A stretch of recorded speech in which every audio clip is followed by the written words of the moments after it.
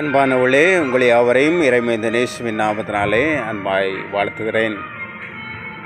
கத்த பெயர் சொல்லி கூப்பிட்ட காரியம் வேத புத்தகத்திலே அடங்கியிருக்கிறது. இந்த நாளிலே தேவனை ஆராதிக்கிற சனம் ஏராளம் உண்டு. ஆனால் தேவனால் அழைக்கப்பட்ட தேவனுடைய பிள்ளைகளாய் நீங்களும் நானும் மாற வேண்டும். அதை கத்தர் நம்மிடத்தில் எதிர்பார்க்கிறார். யார் யாரை கத்தர் அழைத்தாரோ அவளை கத்தர் பயன்படுத்தினார், தெரிந்து கொண்டார். அவர்களை தீர்க்கர்களாக இந்த பூமியிலே கத்த உலாவி வரும்படியாய் மாற்றினார். வேத புத்தகத்தில் நாம் பார்ப்போம் என்றால் முதல் முறையாக, இரண்டாம் முறையாக என்று சொல்லி கூப்பிட்ட காரியம் அடங்கியிருக்கிறது. அப்படி ஒரு பரிசுத்தவானை கத்தர் கூப்பிட்டார். அவனை அழைத்து அவனை எகிப்துக்கு நேரே கொண்டு செல்கிற கத்தராய் மாறினார். அது மட்டுமல்ல, பார்வோனுக்கு நேரே பார்வோன் பிடியிலிருந்து ஜனங்களை விடுவிக்கும்படி கத்தர் அவனை பயன்படுத்துகிற விதத்தை நாம் அறிய முடிகிறது. இதனால் அழைக்கப்பட்டவர்களை கொண்டு கத்தர் அநேகரை விடுவிக்கும்படி கத்தர் மாற்றுவார். பார்வோனுக்கு நேரே நடத்துவார்.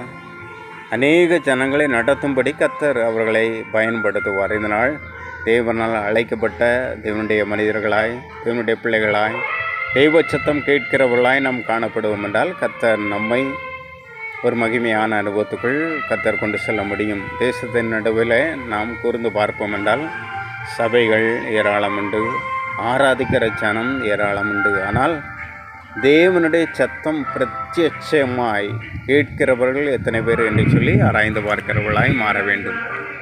கத்தர் மோசேயே பெயரிட்டு அழைத்தார் என்று சொல்லப்பட்டு இருக்கிறது. கூப்பிட்டார். அந்த கூப்பிடுகிற சத்தம் மோசைக்கு கேட்டது. அதுபோல் தேவனுடைய சத்தம் கேட்கிற ஒரு அனுபவம் நமக்குள்ளே கடந்து வரும்போது நம்மை அதே நிலையில் நிறுத்த மாட்டார். எகிப்துக்கு நேரே நடத்துவார். எகிப்து என்றால் அடிமைத்தனம் நிறைந்த ஒரு இடம், பாடுகள் நிறைந்த இடம்.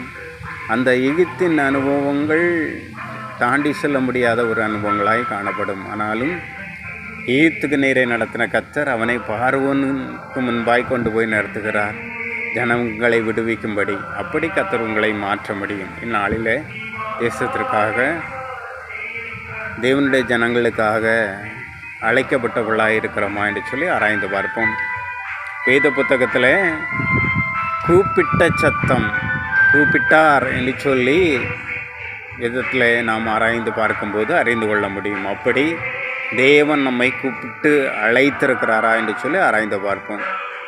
நாளிலும் அனுகிரகமேறிய வேளையிலும் அழைக்கப்பட்ட பரிசுத்தவான்களுக்காய், அழைக்கப்பட்ட ஊழியங்களுக்காய், அழைக்கப்பட்டவர்களுக்காக செபிக்கிறேன். அப்பா, கர்த்தருடைய மகிமையான பிரசன்னம் தேசத்தில் வெளிப்படட்டும். அவளை கொண்ட தெய்வ திட்டங்கள் தேசத்தில் நிறைவேற்றப்படட்டும். ஆமன். அநேக ஜனங்கள் விடுவிக்கப்படும்படியாய், எகிப்தை விட்டு அவர்கள் வெளியேறும்படியாய், பார்வோன் பிடியை விட்டு கலந்து வரும்படியாய், தெய்வ ஆசீர்வாதங்களை காணும்படியாய், சுதந்திரிக்க வேண்டிய நன்மைக்குள்ளே கடந்து போகத்தக்க ஒவ்வொரு பிள்ளைகளை கத்தர் வழி நடத்தும்படியாக செபிக்கிறோம். தேசத்து நடுவில் நடைபெறுகிற எல்லா ஆராதனைகளிலும் கத்தருடைய மகிமையான பிரசன்னம் வெளிப்படட்டும். கத்தருடைய வார்த்தை தங்கும்படியாக செபிக்கிறேன். அப்பா, ஒவ்வொரு பிள்ளைகள் வாழ்விலும் அது மேன்மைகளை கொண்டு வருகிறதாக காணப்பட கத்தர் கிருபை கொடுப்பீராக.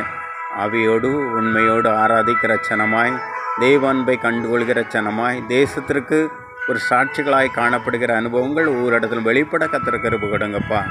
அழைக்கப்பட்டவர்களாய் காணப்பட கத்தர் கிருபை கொடுங்க. அந்த அனுபவத்துக்குள்ளே நடத்துங்கப்பா. தேவனுடைய பிள்ளைகள் என்று சொன்ன அடையாளங்கள் வேண்டுமே. இவர்கள் தேவனால் அழைக்கப்பட்டவர்கள் என்று சொன்ன ஒரு அடையாளங்கள் தேசங்களுக்குள் வெளிப்பட போகிற கிருபைக்காய் நன்றி. அந்த வாழ்வுக்குள் நடத்துங்க. இயேசுவின் நாமத்தின் நல்ல பிதாவே, ஆமேன். வேத புத்தகத்தில் தேவன் கூப்பிட்ட விதங்கள் இருக்கிறது. அப்படி தேவன் பெயர் சொல்லி கூப்பிட்ட காரியம் எந்த பகுதியில் அடங்கியிருக்கிறதுன்னு சொல்லி கமெண்ட் பண்ண அன்போடு கேட்டுக்கொள்கிறேன். God bless you.